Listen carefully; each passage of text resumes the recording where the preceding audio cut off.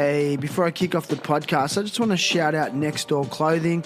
Next Door, a clothing brand based out of Bondi in Sydney. They're making really nice jeans and shirts and hats. So go and check out their full range at nextdoorsydney.com.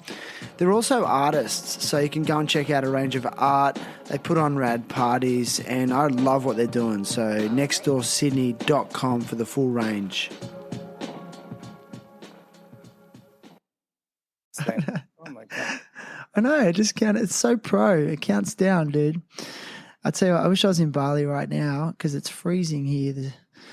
Okay, let's go, Tim. So here we go. This is for Clementine and Otis. So shout out to our sponsors, Crush Organics. Now, Crush Organics make the best CBD products and are now officially legal in Australia, as they are in many parts of the world. So it's time to start improving your health and well-being. Do the research. CBD is an amazing natural supplement. It's helped me so much with things like sleep and recovery from working out and surfing, skateboarding, boxing. So I'm really into my boxing these days, and just reducing stress and anxiety. So if you head over to crushorganics.com, that's KRUSHORGANICS.com, and use code THT at checkout for an epic 40% discount, fast shipping worldwide. Now, I love to support local brands and shops, and my next sponsor, Kingpin Skate Shop, are literally the best. They're local, and they literally have like the best products, skateboarding stuff, the best sneaker range you could ever ask for, the nicest guys. They're locally owned and legit. So if you go to their online store, that's kingpinstore.com. That's KINGPINSTORE.com, and use code THT at checkout for a 15% discount and free shipping for orders over $25 Australian. And last but not least, Indosol, long-time supporters of the podcast. They're making footwear from recycled motor vehicle tires. They turn them into sandals. And if you live in the Northern Hemisphere, it's time to get on it. It's coming into summer. Indosol have distributors worldwide, so delivery is fast. So head over to indosol.com. That's INDOSOLE.com, and use code THT for a discount. But more importantly, like, advocate for conscious consumerism at the same time. All right, let's go. Terrible Happy Talks. Terrible Happy Talks. Yeah. Good to be here, man. Whoa. Dude, I'm Submissive dominant lifestyle. 3, 2, 1. All right, let's do this. Today's guest is Tim Fijal. Yes. Tim is I always struggle with this next word. Tim is a regenerative farmer, environmentalist, founder of community bridging initiative, the Kul Kul Connection at Green School, and now his latest endeavor, the Astungkara Way, a regenerative action initiative. I'm so glad I got the head nod, Tim, when I said that. Astungkara Way is a regenerative action initiative that empowers individuals and communities to reconnect with nature and the source of the food they eat, amongst other things. Tim is a former guest on the show, dating all the way back to episode 30. And today he's with me live from Bali to check in, share his journey, experiences, challenges, and hopes for the future. Tim Fijal, welcome. Thank you, Shannon. Yes, brother. Appreciate you having me back. It's so good, dude. I miss you, man. I really miss you. I'm not just saying that. Yeah, likewise. Yeah. So give me a bit of a check-in, bro. You've been busy, and I was immediately inspired by you when I first met you with your work with the Kul Kul Connection, which I feel is a model that could be, transferred to a lot of communities. But I just want to get straight into, tell us about Astungkara. Astungkara Way was born out of the work that we were doing with Kul Kul Connection. We spent the last 3 years or so out there in the fields at Subakumalambing, this beautiful expanse that you visited us in and put your hands in the soil with us. We were working with a cooperative out there of roughly 250 farmers and working directly with the head of that cooperative and really trying to embrace their two largest challenges, which are A, they understand that putting chemicals on their fields, as they've done for the last 50 years, is degenerative. And it's resulting now in crop failures and lower yields and clearly reduced biodiversity. And they're realizing just the damage that has done. And but they're also realizing how challenging it is to transition away from something where, they had subsidies for putting these chemicals on their backs and spraying them on the fields, and all the support of the government and corporates that were making this happen, this green revolution thing that happened over the last 50 years. So, breaking those habits and starting something new, which is actually quite old for them because, generations before them did it for so long. But it's hard to come back to the old ways, and it seems risky and it's scary. So, Astungkara Way is about looking at how we can support them in that transition back to natural farming, the way of their forebears, as well as to figure out ways to entice youth to come back to the fields and engage in farming. So this isn't straightforward, but because even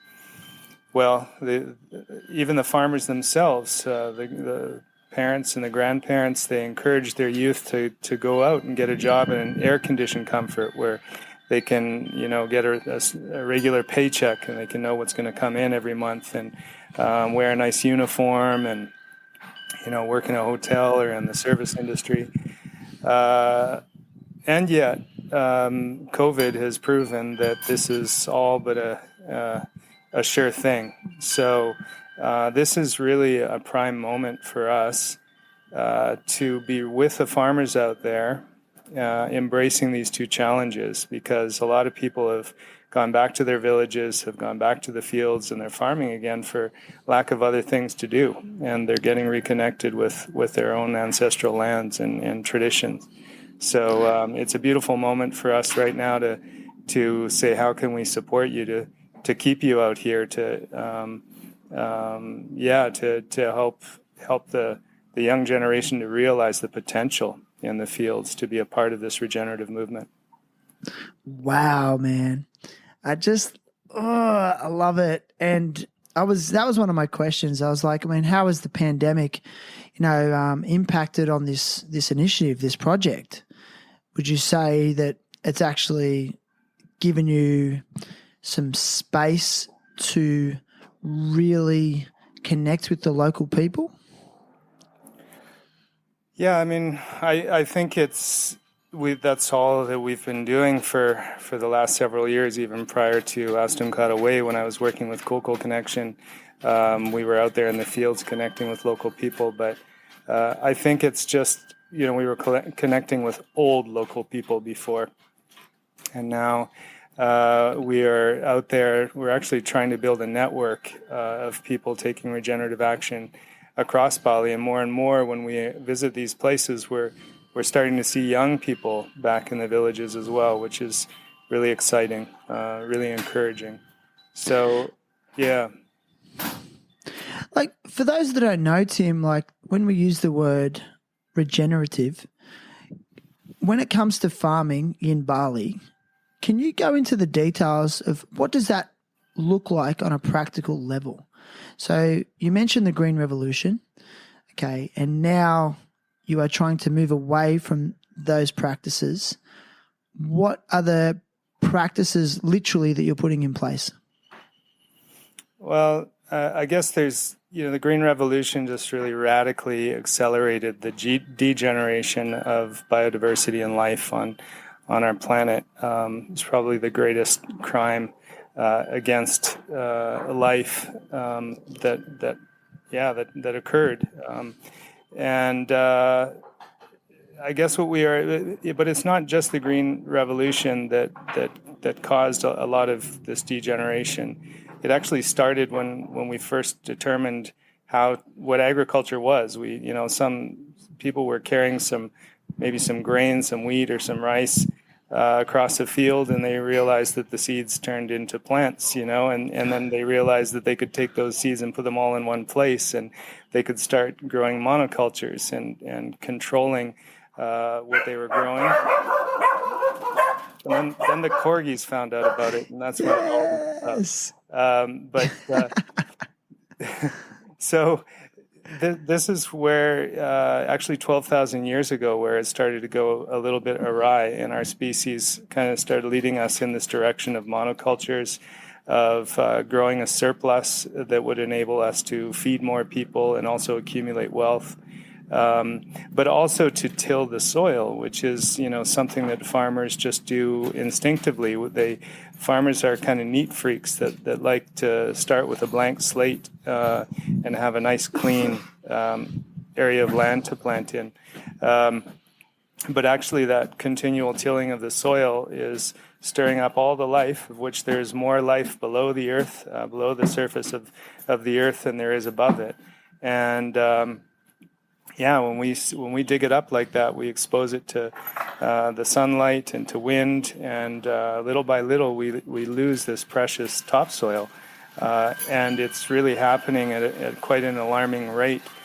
So, regenerative action, I guess, is really about first and foremost eliminating chemical inputs from agriculture, for sure. There's nothing regenerative about putting chemicals on the soil that effectively poison ecosystems, but also about reducing the amount that we till, about looking at how we promote biodiversity in our fields through intercropping and through bringing in permaculture elements and trying to plant more perennial plants that will come back year after year and continue to give, looking at how we can promote the planting of endemic species that are meant to be growing in that land and have done for so many generations or even millennia.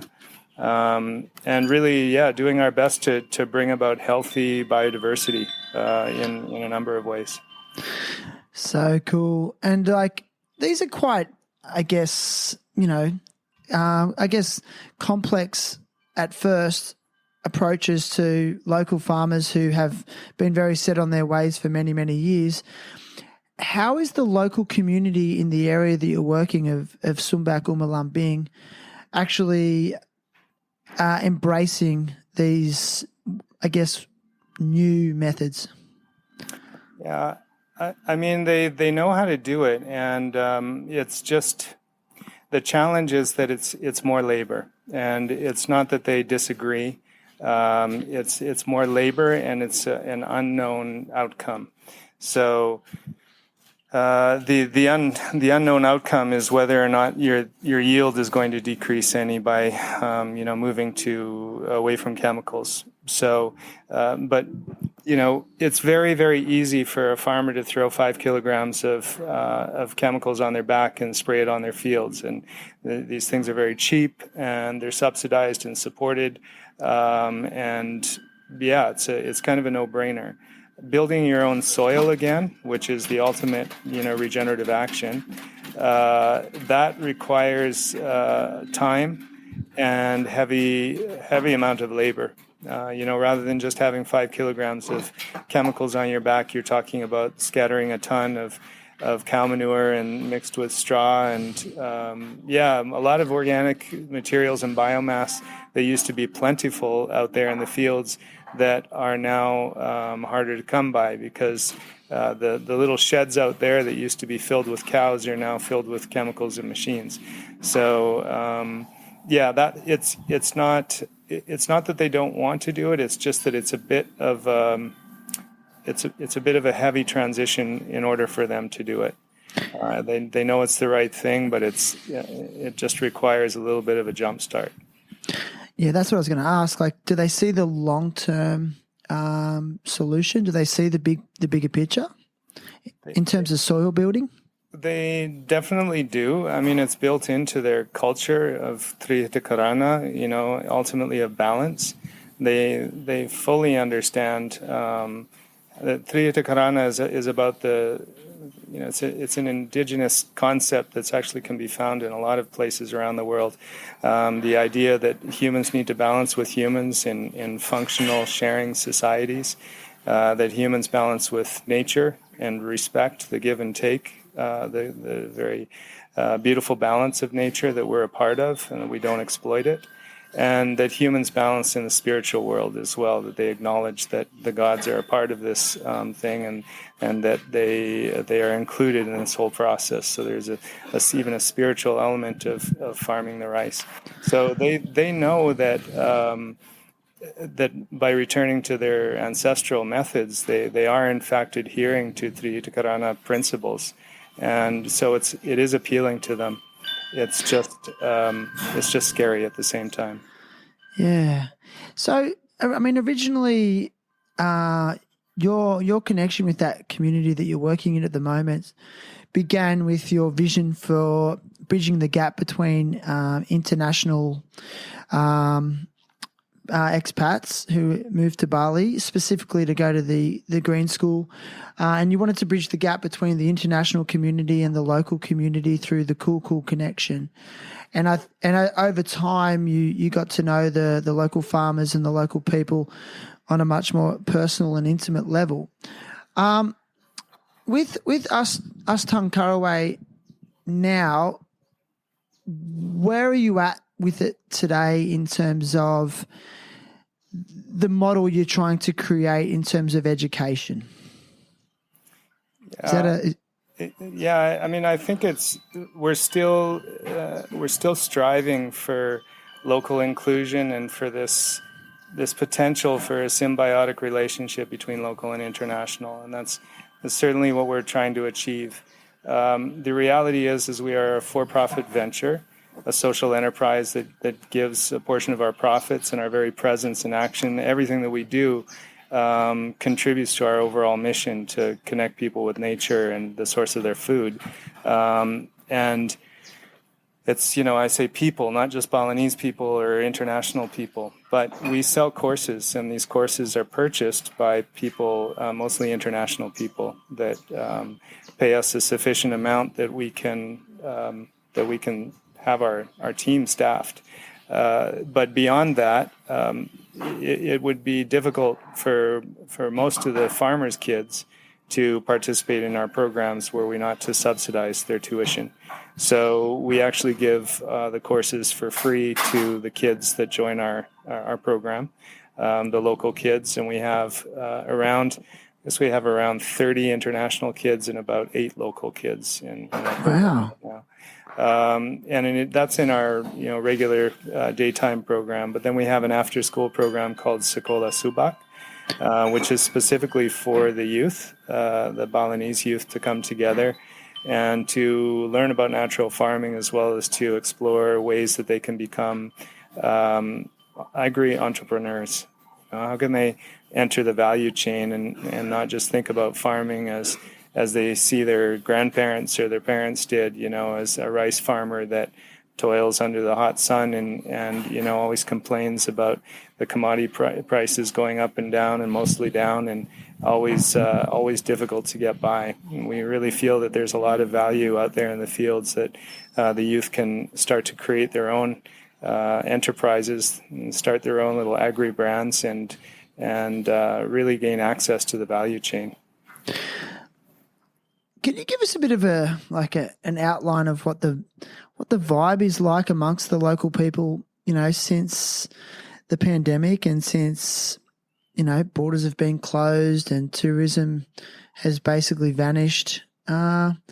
What's the feeling on the street? Like, people desperate? Well, if I'm going to be honest with you, no, I don't see that. Here I see communities that have always been very functional communities, very interdependent, and everything sort of evolves around the ceremony, and that has continued. And to that extent, I see the people here as being overall quite healthy, despite the financial hardships that a lot of people, including myself, have endured over this past year and a half. There's still a sense of togetherness and I think happiness. and a lot of Really? people being outside, a lot of people being back in their villages, definitely being closer to their food, farming, planting stuff. This has just taken off like crazy here. So it's interesting. Do you think it's like sort of spawning more creativity and entrepreneurship by the local people? Because now they're maybe, forced to think outside the square a little bit?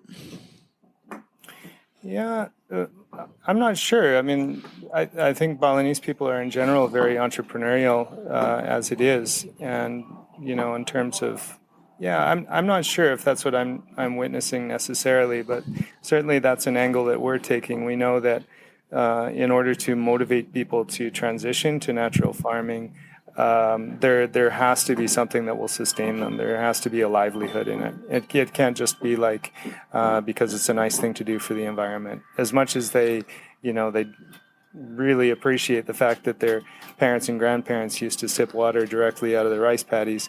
Yeah, if it's not going to earn them a living, then they can't do it. So that's certainly an opportunity that we see to involve them in entrepreneurialism. It's so interesting to hear that, like, yeah, because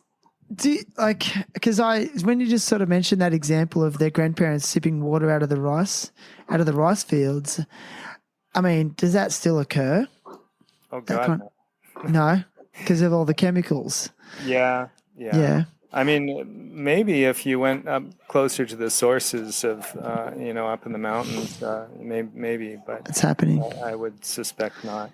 Yeah, but it's also funny. I think how I don't know. Do you feel like is it sort of maybe a little bit altruistic to feel that, I guess we Westerners tend to come in with this angle of like, we want to save the world and save the planet and sustainability.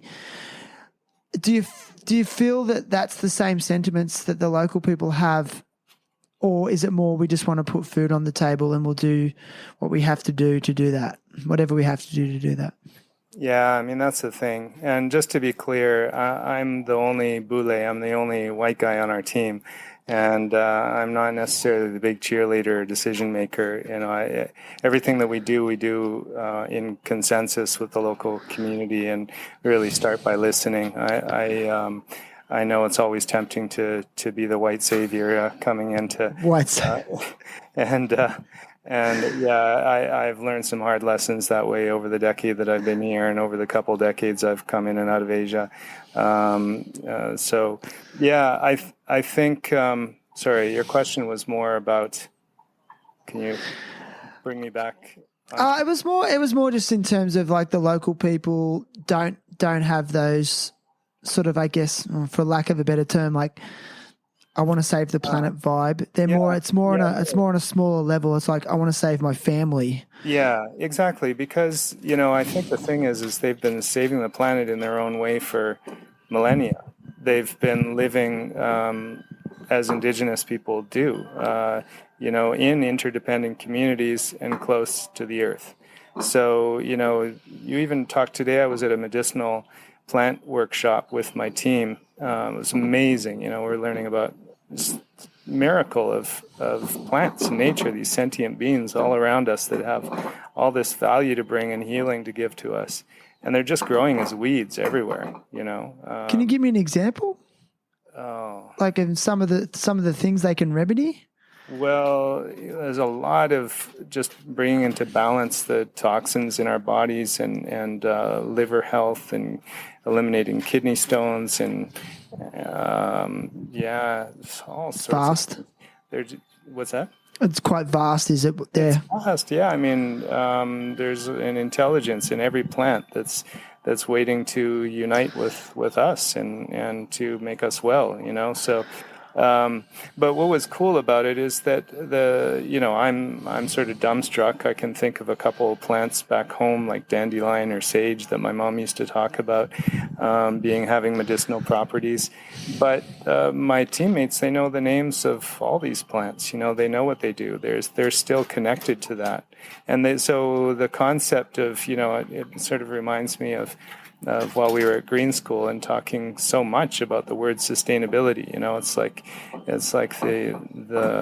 It's become so cliche. It's a word that we use 100 times a day. And you talk to a local person in the village all around us, what is sustainability? Even if you say that word in Indonesian, it's like, what are you talking about? Like it's that word, its meaning doesn't really matter because they've just been doing it anyway. They didn't know what it was. That's just how they live, with respect to nature and in balance. So, I think, yes, they have been applying chemicals to their crops, and yes, that has been degenerative, but it was really foisted upon them, this practice. And otherwise, they've been living, quite simply and a lot more closer to their land and about a lot more tied into what nature has to offer and seeing themselves as bagian semesta, like a part of the universe, not as having dominion over the plant and animal life all around them. I was just thinking, like you said that last time I had you on the podcast and you have been for a very long time, very conscious of not trying to come in as the great white savior. And when I spoke to you last time, like Astungkara Way was, I think you'd conceived the idea. I don't think it had a name yet. You were in the very early planning stages. And one of my questions to you was like, how do you want to see out the rest of your years? And you were like, I think I can just see myself out in the rice fields with the local farmers. And I said to you, would that, even if you took a pay cut, and you said yes. And for me, it's very interesting because now you're into that journey that you manifested well over a year and a half ago. Oh, man. Now, yes, I am.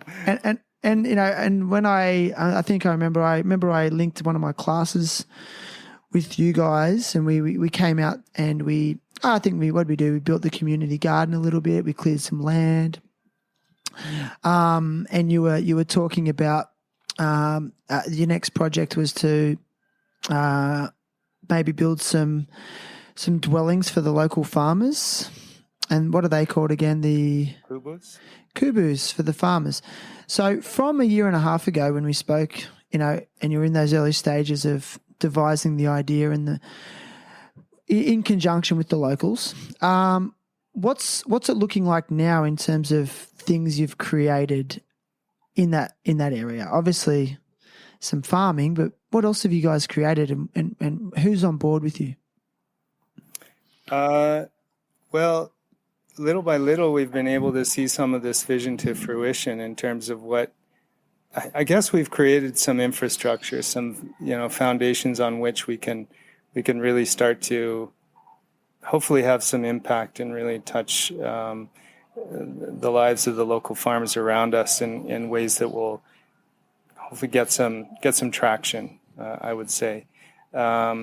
So the infrastructure being, while we had Bamboo U come out, a project out of Kul Kul Farm, and they built a beautiful kubu above a fish pond for us with their students over the course of a week, which has become like our welcome center. Like it's just a small little kubu, but when the parents come in and drop their kids off in the morning, we meet them there, and it's just so beautiful to see local community and kids. They're always in there. They're fishing. They're just hanging out. So they built a fish pond? This is just like one of the farmers out there who had a fish pond, and he let us build a little bamboo structure on top of it. It's a beautiful bamboo structure, and he uses it to fish from now. So there's fish in it. There's actual fish in it. Yeah. He stocks it. Where are they coming from? Like he just stocks it and farms the fish. Yeah. It's amazing. Good economy, that one. It's a good little business model for sure. A lot of farmers have fish ponds next to their fields. It's another permaculture principle. It's something that they do that's good business, but it's also it's good for the environment. The fish poop in the water, and they use that water to irrigate their fields, and everybody's happy. Yeah. See, I think this is where a lot of people get confused about what permaculture is. Would you say fundamentally the difference is that permaculture is looking for it's a cyclic processing as opposed to a monoculture? Now, how would you for those that don't understand what monoculture really refers to, could you give us your definition of what you think it means? Well, monoculture is just about us determining what we believe is going to be a valuable commodity, something like rice or wheat or corn or, soy. So we grow a field of it and we apply a bunch of inputs thinking that it's going to increase our yield. And what it does is it costs us money. It costs us a huge amount to the environment and the, trucking of all these petrochemicals here and there that we're going to put on our field and the petrochemicals that we needed to put into our transportation to get the petrochemicals to the fields. And before you know it, you got a field full of poison and that doesn't yield all that much. And, maybe you have a commodity that you can sell, but the price of that commodity is fluctuating, and ultimately you have a sick environment and a farmer who's not really all that well off and struggling as a result. So permaculture is more about the intertwining of a lot of different species, plant and animal life, flora and fauna, living in balance together, more perennials that are, providing a yield, that are sustaining life, and that we're just like a part of that circle. And we can sit back and interact with it. We don't have to be slaves to it. It's a really beautiful concept, and it actually came off of your continent. Dude, you know what? I was testing you then, and you fucking passed the test, bro. I've had permaculture experts on here, and I've done a permaculture design course, and when it comes to defining permaculture, it can be very tricky to actually clearly define it to people. I really feel like you have to experiment with it and live it and get your hands dirty to fully understand the concept of permanent culture. I mean, It came from permanent agriculture. But your response was just spot on, dude. You so nailed it. Great. It was really easy to understand, even for a ignorant Aussie like me. So.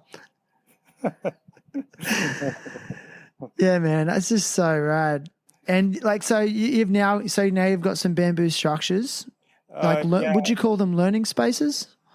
Well, our dream, actually, Astungkara Way came out of a dream that I have to build a pilgrimage trail across Bali. So that's kind of another story. But so the idea would be that we would identify farmers that are taking regenerative action in some way, shape, or form, large or small, and that we would honor their efforts by drawing attention to them, by supporting youth to get involved in their action wherever they are. And that we would then walk people from action to action, from coast to coast, to be able to bring their energy to it. That international people could come and do a pilgrimage from one shore to the other shore of Bali, and every step, every destination along the way, they would be planting trees, contributing to permaculture installations, planting climate change mitigating rice cultivation, all sorts of stuff, and just interacting in ways with the local community that are regenerative and supportive and symbiotic. So the vision for that would be that each destination would have a gathering place for the local community that we would call a regenerative farming learning center. And to go back to what we have built in Subaku Malambing, back in January, rather bizarrely, TV crew from the UAE rocked up one day, and somebody told them about us, and they were doing a story on Gary Ben-Shahid, actually, who's another amazing guy that you should from Sungai Watch. Sungai Watch, yeah, cleaning up the rivers of Bali. Yeah, what an amazing soul, this guy. He's in his 20s, and he says he's going to dedicate the next 50 years of his life to cleaning up Bali's rivers. Let that be another one of your episodes. I've already tried to get him on. He's too busy. He's amazing. But so They came to do a story on him, and they said, we want to do a story about farming. Who should we talk to? And Gary pointed them to me, and I was deeply grateful. They showed up and they asked a few questions, and they started rolling the cameras. And then in a momentous moment on camera, they said, Tim, you deserve to be happy. People are here for people. Here's this chunk of money. You build yourself the first regenerative farming learning center. We believe in your vision. So yeah, it's amazing. These guys, they came from Abu Dhabi. They've only seen concrete and desert, and this guy is looking at a worm farm and going, oh my God, this is amazing. Like, nature is producing black gold, and it's valuable, and it sustains life, and it creates more life, and you can propagate this. That's amazing. Build a big worm farm. Here's the money. Build a big worm farm. And we talked about fish and fish ponds and how that works into permaculture. And he's like, that's brilliant. Build yourself a fish pond. So yeah, it was. Yes. So we got sort of the universe conspired to enable us to do this otherwise impossible dream in Subaku Mulambing, and now those pieces of the puzzle are in place. And our dream is still to have multiple more iterations of that throughout Bali, to really elevate the status of the farmers and to really make them feel like, the rice paddies in the fields and the forest, that's where it's really happening. It's like, this is the point of awesomeness in Bali. It's not necessarily Kuta or Seminyak or, that's And what people, Bali's really about. That's where the real wealth is. People want that experience, bro, and they don't even know that they want it. Yeah. They crave it. So maybe, craving it.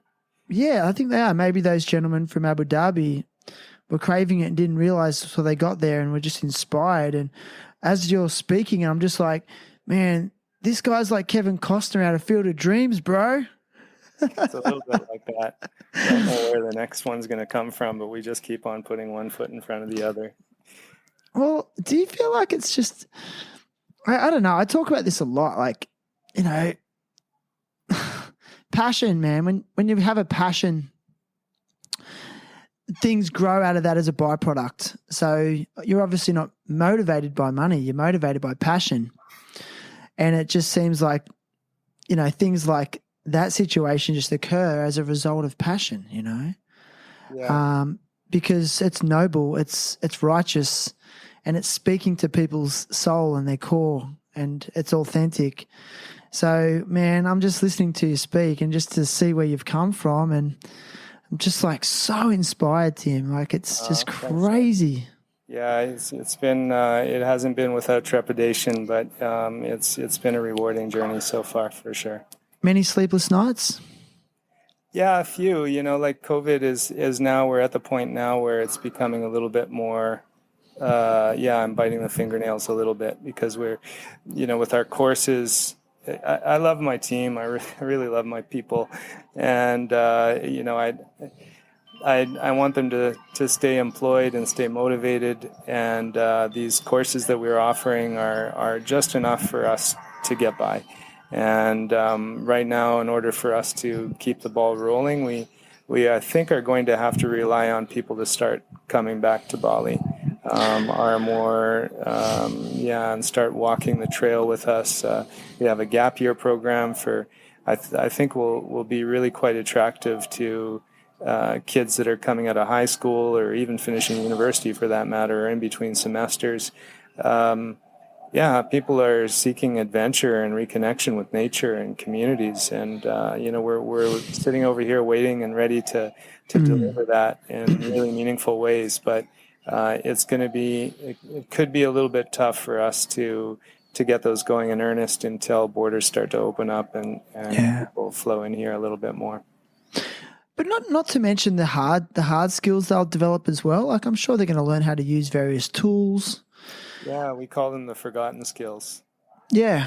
How to build with bamboo, how to take earth out of the ground and turn it into a wall, and how to harvest your food and cook it, make fire. It's even use tools. Yeah, we've forgotten an awful lot. identify plants, use them as medicines for healing, for, there's all sorts of stuff that we want to do with people. Yeah, it's funny you mention that because at the school I'm working at the moment, we had a little plot of land, and I was given permission to build some no dig gardens on it, and I had to spend. I think I spent like about 2 hours just showing this really willing group of 16-year-olds how to hold a shovel. How to use a hoe. And how to till. We did till, and how to safely use a pitchfork.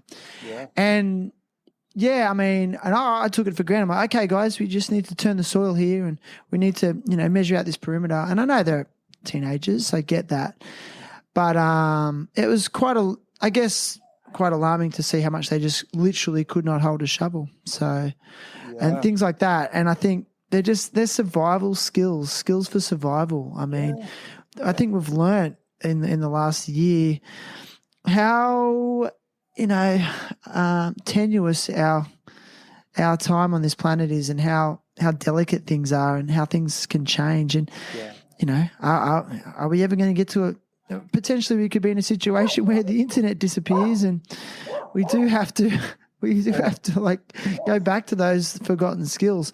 But I also think, Tim, what you're doing is you're developing like a lot of soft skills in people as well. Because I noticed it when I was there. Aside from the cultural immersion that just occurs when you're, learning like local, practices and language, there's also you're learning these skills of communication and problem solving and negotiation.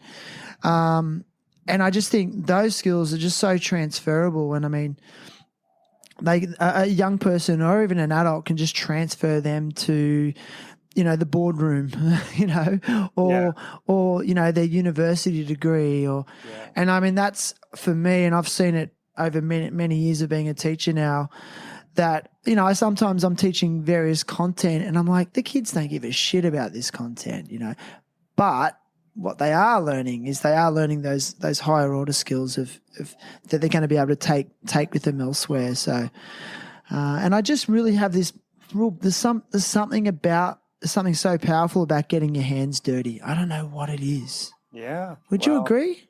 Absolutely. Yeah. Whether or not you have aspirations to be a top level executive, I think getting your hands dirty is something profound. Yeah, everybody needs to be in contact with nature in that really fundamental way. Yeah, man. So listen, Tim, it's like, it's so great to connect with you, and I'm just looking at the backdrop, and I can see some of your family members going in and out of the house, and I can hear the dogs in the background, and I can almost smell Bali. Mm-hmm. What's next for you personally? Are you just on this trajectory now, or are you just, do you have an exit plan, or are you going to keep working? What's next? Well, the trail is what really inspires me. It's what started this thing. And I walked with the team across Bali in December. That was a really beautiful experience with, 8 of our Balinese team members that most of whom had never walked to the corner store before. We dipped our feet in the south coast right near our house here in Paranan. And we started walking, and for 6 days, we walked 20 kilometers a day, and we got to the north coast near Lavina and jumped in the water there.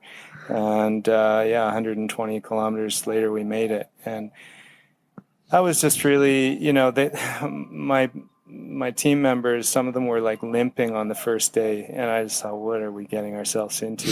Other people were telling me how stupid we were too. But it was, I have to say, it was, every bit as transformative as we expected it would be, just to simply slow down and to notice, and to walk on paths and even roads and even main roads that I've driven up and down on 2 wheels a million times before and see them in a completely different light. And it was a very special time, and it really inspired me and gave me a lot of affirmation that validated my suspicion that this is something worth doing. And so I guess that's my calling for the time being and into the indefinite future, I would say, is just to keep walking. So at the end of next month, I plan to do a 10-day walk, coast to coast again, and bring along a few intrepid friends to do it with me. This time not team members, but people who would be sort of pseudo customers, co-creators of the experience, to give us good input and get that energy flowing onto the trail, and connecting with the local partners that we've established along the way. And beyond that, I really want to get these regenerative farming learning centers established in each spot. I can think of stories at every step of the way that are just waiting to be told and waiting to unfold. Like families that are waiting to receive people and to have their youth in the village get started, say in Munduk, for example, where if we bring in a still, they can start to turn the clove leaves that are falling all over their land into a valuable essential oil, and really can start to be agri-entrepreneurs. I've got a dragon fruit destination on more in the south here, where there's a retiring professor who's been nurturing 4,000 dragon fruit plants without chemicals, just on his own volition. He doesn't even call it organic. He just knows that it's the right thing to do. But he's like 65 years old, and he doesn't know who's going to take care of these plants. And I'm thinking, let's find some youth from the village and get together and start a bottling facility and turn it into a high-value kefir, and oh my God. So I want to see these things happen. I just want to see it I want to see every one of those destinations connected with one another, sharing and sharing resources, ideas, the youth, partying together and motivating one another to create their awesome products, and international people inspired to see like the amazing ingenuity and resources that the Balinese people have. So I want to see this come to fruition. So it's got to start with just walking. And I right now we have what we call the Wayan, the number 1 trail from south to north. But I mean, I see this crisscrossing in every direction, even onto other islands. This is like a journey that could carry me well past my retirement. So you're all in. You're all in. You're not leaving, are you? Nah, no. Why would I go anywhere? What does the family think? What does the wife think about that? Oh, yeah. She's supportive. She is. She's a legend. How is she? She just opened up a sugi roll. Where? Right about 300 meters from our house in Pereiranan. So It's been fantastic. Yeah, Is it as good as the other one? I think it's even better because she's validated, because it's not just, she always thought that people came to her Korean restaurant just because they were trying to support her or they felt sorry for her or something. It's like, I wasn't. Thanks. You were? This one is like amazing. All these Korean people from Changgu are coming out of the woodwork and coming to visit. And every day we meet wonderful new people from lots of different cultures, and a lot of Indonesian people coming. And it's been really great. What I'd give for one of those bibimbap bowls. Yeah, come on over, man. What's the deep fried pancake with ice cream thing? What was that called? Hot dog. Yeah. Hot dog. Yeah, I know you want one. Dude, I want one now. Have you ever been accused of being a dreamer? Yes, many times. What do you say to those people? Well, I mean, what are we here for, How long are we here for? If we're not going to dream, then what are we going to do? Fuck yeah. Just wait it out? No. What's the point? Yeah. It's this life is too precious. What can we do but dream? We've been given the capacity to dream. We may as well use it, right? Yeah, I mean, I'm just looking at you, Tim. Here's a compliment for you. You look really healthy and well. Oh, thanks, man. And you mentioned that your children, they've grown up. They're all embarking on their adult life. So the children, you're an empty nester. and you've still got your health and well-being. Like, is this just an exciting time in your life? Yeah. In another way? Yeah, I'm very blessed. Thanks for reminding me of that, my friend. Yes, there are Yeah. scary times. I think the financial uncertainty of all this has been a bit challenging, but overall, it's been a really, really fantastic year. I don't think you need to worry, man, because Sugi Roll's just going to like take over the world. Like that's going to franchise, and it's going to be like Sugi Roll all over, and then yeah. Because it's the best. So good. I'm not joking. Like I didn't go there because it was a charity. I didn't feel like I was supporting a charity. I was like lining up for a table and shit. Yeah. It's nice, man. Well, listen, Tim, man, it's been epic, and I ask all guests to come to the podcast with a cause that they want to support or advocate for. And, obviously we've talked a lot about, the initiative that you're part of. But is there anything else you'd like to sort of raise awareness about? I mean, you mentioned Gary's initiative, like Sungai Watch, I think is just like one of the most amazing initiatives. And it's, it's actually drawing a lot of global attention. But is there any other ones that you'd like to maybe mention that you think are worthwhile? I'm really inspired by some young people that started a project here called Scholars of Sustenance. Scholars of Sustenance? Yeah. And I'm not sure what they're doing for funding, but I know I'm involved in a community garden nearby where they have a garden. It's called Jiwa or Soul Community Garden. And they're growing a lot of the food that they're serving to people in need in Bali now. As much as I alluded to the fact that I'm interacting with a lot of healthy and happy Balinese people who are sort of living life as normal, I can tell you that there are a lot of people that are really, really struggling in Bali now as a result of the tourism industry crashing entirely. So Scholars of Sustenance is out to feed them, basically. So they have kitchens, and we are trying to become a partner with them. We want to sell our rice grown without chemicals to them at a good price, so that they can be feeding people healthy rice. But they're doing amazing work, and I know that there are quite a few Green School folks involved as well, and in the kitchens making food for a lot of people. So that's one that I know of. Amazing. Well, listen, Tim, I'll put a link to that. There is a link to that in this episode's show notes. So if you scroll down, you'll find a link to the Scholars for Sustenance. You'll also find a link to the Astungkara Way. I'll put a link to the Sungai Watch, because thanks for reminding me about that one. And yeah, you can find those links on the terriblehappytalks.com website. You can also find this podcast on all the major platforms such as Apple Podcasts, Spotify, Buzzsprout, Stitcher, iHeartRadio, Google Podcasts, Overcast, and Podcast Addict. I don't know, it's on a few platforms now. So whatever you listen to it on, just please hit the subscribe button and leave a review.